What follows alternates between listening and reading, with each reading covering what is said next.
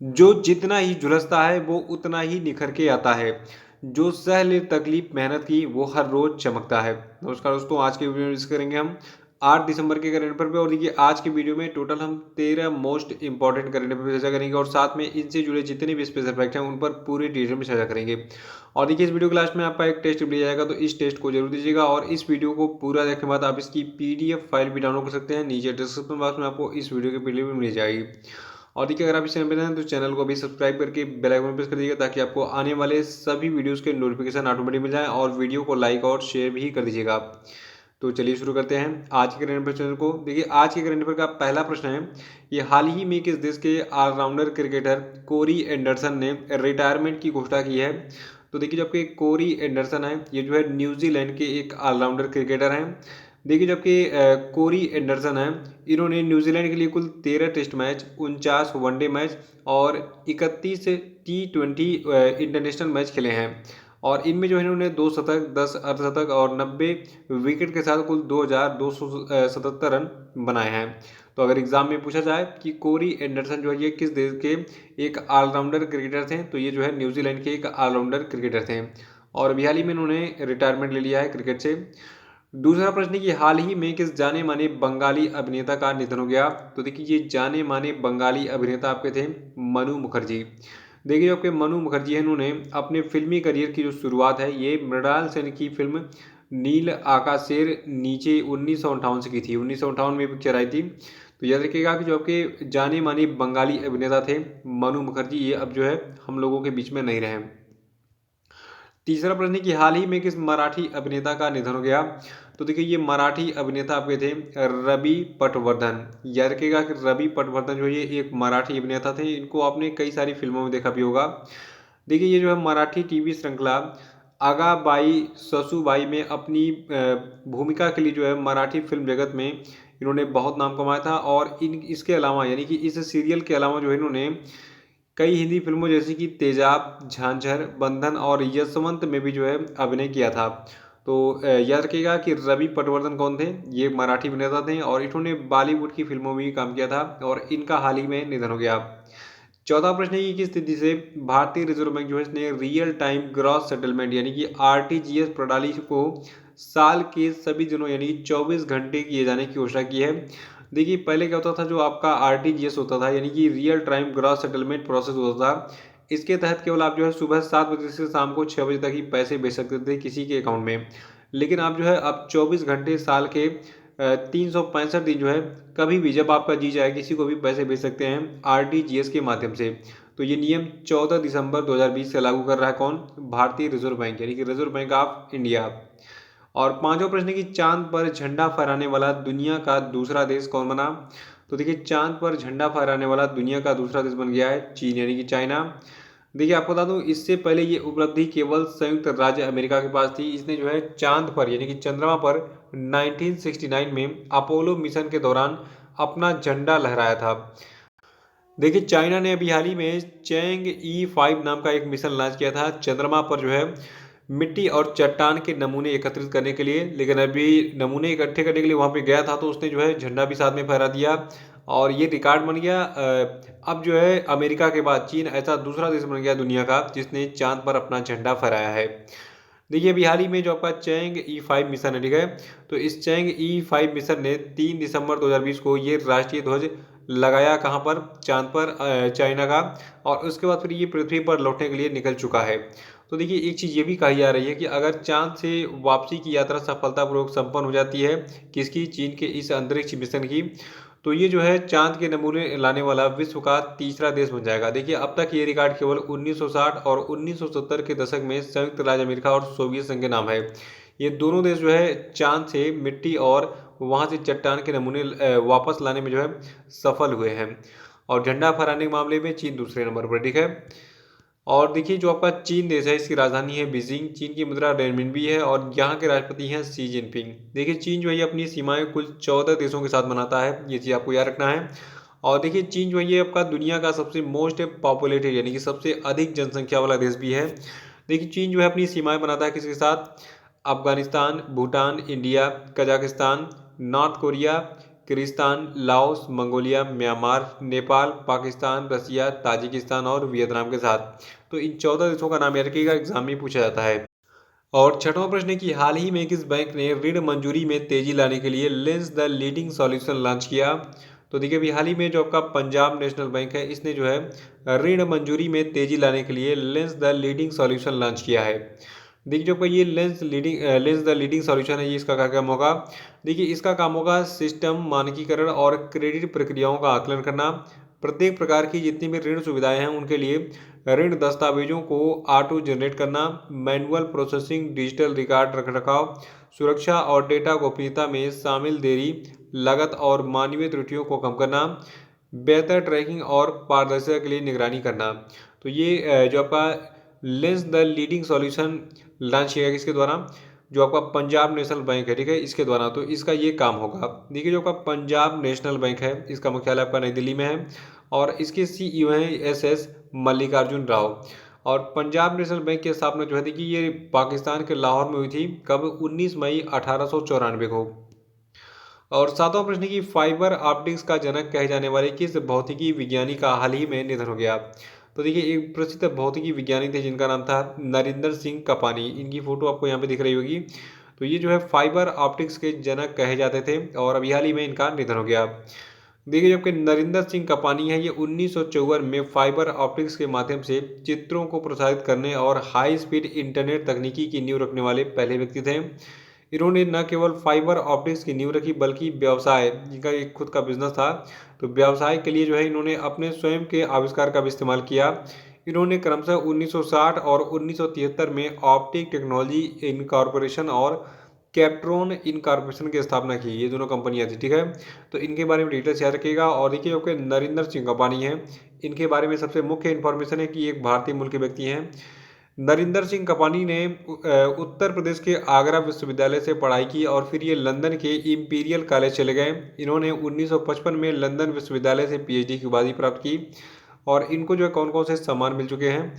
नरिंदर सिंह कपानी को 1998 में US pan Asian अमेरिकी चैम्बर ऑफ कॉमर्स से द एक्सीलेंस 2000 अवार्ड और British royal academy of engineering, साथ में ऑप्टिकल सोसाइटी ऑफ अमेरिका और American association for the advancement of science सहित कई वैज्ञानिक संस्थाओं के द्वारा सम्मानित किया जा चुका है।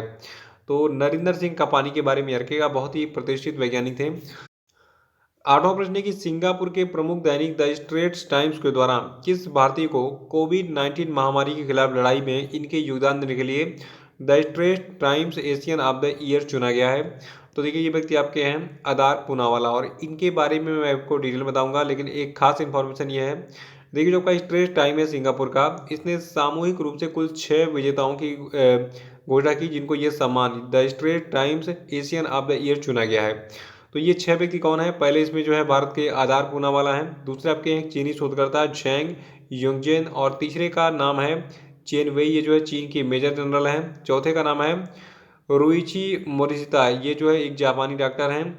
और पांचवें का नाम है ऊ एंग योंग और ये जो है सिंगापुर के प्रोफेसर हैं। छठे का नाम है दक्षिण कोरियाई बिजनेसमैन है, इनका नाम है सियो जूंग जिन।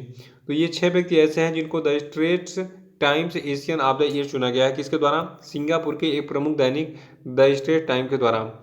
और देखिए जब का स्ट्रेट टाइम ने सामूहिक रूप से इन 6 विजेताओं को वायरस बस्टर्स का टाइटल भी दिया है, क्योंकि इनमें से प्रत्येक व्यक्ति ने जो है अपनी क्षमता के अनुसार एक हीरो यानी कि नायक की तरह कोरोना वायरस महामारी से निपटने के दबाव के कारण खुद को समर्पित किया हुआ है। और जबकि आधार पूनावाला है, इनके बारे में जान लीजिए। देखिए आधार पूनावाला जो है ये पुणे स्थित सीरम इंस्टीट्यूट ऑफ इंडिया के मुख्य कार्यकारी अधिकारी हैं। देखिए जब का serum institute of India company है, ये काफ़ी चर्चा में रही पूरे कोरोना काल के दौरान। देखिए इसकी स्थापना 1966 में साइरस पूनावाला ने की थी। साइरस पूनावाला कौन है? जो कि आधार पूनावाला है, इनके बाप थे यानी कि पिताजी थे। और आधार पूनावाला 2001 में सीरम इंस्टीट्यूट ऑफ इंडिया में शामिल हुए और 2011 में ये सीरम इंस्टीट्यूट ऑफ इंडिया के जो है सीईओ भी बन गए। तो आधार पूनावाला का जो जितना भी बैकग्राउंड मैंने बताया है इसको याद रखिएगा। ये जो है एक कंपनी है, पुणे में स्थित है, सीरम इंस्टीट्यूट ऑफ इंडिया, इसके ये मुख्य कार्यकारी अधिकारी हैं। और नवा प्रश्न है कि हाल ही में किस बैंक ने सशस्त्र सेना झंडा दिवस कोष में 10 करोड़ रुपए का योगदान देने का निर्णय लिया? तो देखिए जो आपका स्टेट बैंक ऑफ इंडिया इसने कहा है कि मैं 10 करोड़ रुपए दूंगा सशस्त्र सेना झंडा दिवस कोष में। देखिए जो आपका सशस्त्र सेना झंडा दिवस है ये 7 दिसंबर को मनाया जाता है और इस अवसर पर भारतीय स्टेट बैंक ने इस दान देने की घोषणा की कि हम जो है ये 10 करोड़ रुपए का अमाउंट दान करेंगे सशस्त्र सेना झंडा दिवस कोष में। देखिए इस पूरी धनराशि का इस्तेमाल कुल 8,333 आश्रित बालिकाओं को 1 वर्ष तक 1,000 रुपये प्रति माह देने के लिए किया जाएगा। देखिए ये आश्रित बालक कौन हैं? बहुत सारे हमारे भारतीय वीर सैनिक शहीद हो जाते हैं, उन्हीं के परिवार की ये बालिकाएं हैं। इनको 1,000 प्रति माह दिए जाएंगे इस धनराशि मतलब इस कोष में से। और देखिए इस पहल का मकसद जो है जो आपका बालिका शिक्षा है इसको बढ़ावा देना है, यानी कि इस पैसे का उपयोग कहाँ पे करना है? इनको पढ़ाई लिखाई में। और जो भारतीय स्टेट बैंक है देखिए इसके चेयरपर्सन है दिनेश कुमार खारा, मुख्यालय इसका मुंबई में है और इसकी स्थापना 1 जुलाई 1955 को हुई थी।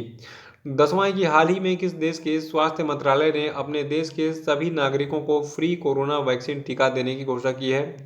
तो देखिए अभी हाल ही में जो आपका फिनलैंड देश है, ठीक है, तो फिनलैंड के जो हेल्थ मिनिस्टर हैं इन्होंने अपने देश के सभी नागरिकों को फ्री कोरोना वैक्सीन का टीका देने की घोषणा की है। देखिए कोरोना जो है ये प्रसाद नहीं है जो फ्री में बढ़ जाएगा, क्योंकि इसको मतलब जब ये बनकर तैयार होगा तो इसकी बोली बहुत लंबी लगेगी। तो पहले इसकी आपूर्ति तो हो जाए तब ये फ्री में बांटे। बोलने के लिए तो कोई भी नेता कुछ भी बोल देता है। देखिए फिनलैंड देश जो है ये आपका एक यूरोपियन कंट्री है, यानी कि यूरोप महाद्वीप में स्थित देश है। और फिनलैंड देखिए यहाँ पे इसका मैप भी आपको दिख रहा है, जो आपका फिनलैंड है देखिए यहाँ पे इधर स्वीडन, फिर ऊपर नॉर्वे और बगल में आपका रसिया, ठीक है। तो ये तीनों इससे सीमाएं बनाती दिख रहे हैं। फिनलैंड जो है यहाँ के प्रेसिडेंट हैं साउली निनिस्तो और यहाँ की कैपिटल है हेलसिंकी, प्राइम मिनिस्टर हैं साना मारिन और करेंसी है यहाँ की यूरो। 11वां प्रश्न है कि सशस्त्र सेना झंडा दिवस कब मनाया जाता है? तो देखिए आपका सशस्त्र सेना झंडा दिवस है यानी कि आर्म्ड फोर्सेस फ्लैग डे है, ये 7 दिसंबर को मनाया जाता है। और भारत में वर्ष 1949 से हर साल 7 दिसंबर को जो है देश की सुरक्षित रखने के लिए सीमाओं पर लड़ने वाले जितने भी वीर सैनिक हैं, नाविक हैं और वायु सैनिक हैं, उनके सम्मान में ये सशस्त्र सेना झंडा दिवस, जिसे भारतीय झंडा दिवस के रूप में भी जाना जाता है, के रूप में मनाया जाता है। देखिए जितने भी एक्स सर्विसमैन हैं यानी कि भूतपूर्व सैनिक हैं, इनके कल्याण और पुनर्वास के लिए भारत सरकार द्वारा जो है सशस्त्र सेना झंडा दिवस कोष को भी बनाया गया है। तो इसी कोष में जो है हाल ही में स्टेट बैंक ऑफ इंडिया ने दान दिया है, ये मैंने आपको पिछले प्रश्न में आपको बताया था। और 12वां प्रश्न है कि इंटरनेशनल सिविल एविएशन डे कब मनाया जाता है? तो देखिए इंटरनेशनल सिविल एविएशन डे को हम मनाते हैं 7 दिसंबर को। देखिए जो आपका इंटरनेशनल सिविल एविएशन डे है ये आधिकारिक रूप से पहली बार साल 1996 में मनाया गया था। और जब जो है मतलब जब ये मनाया गया था उस समय संयुक्त राष्ट्र संघ ने अंतर्राष्ट्रीय नागरिक उड्डयन दिवस को आधिकारिक तौर पर जो है मान्यता दी थी।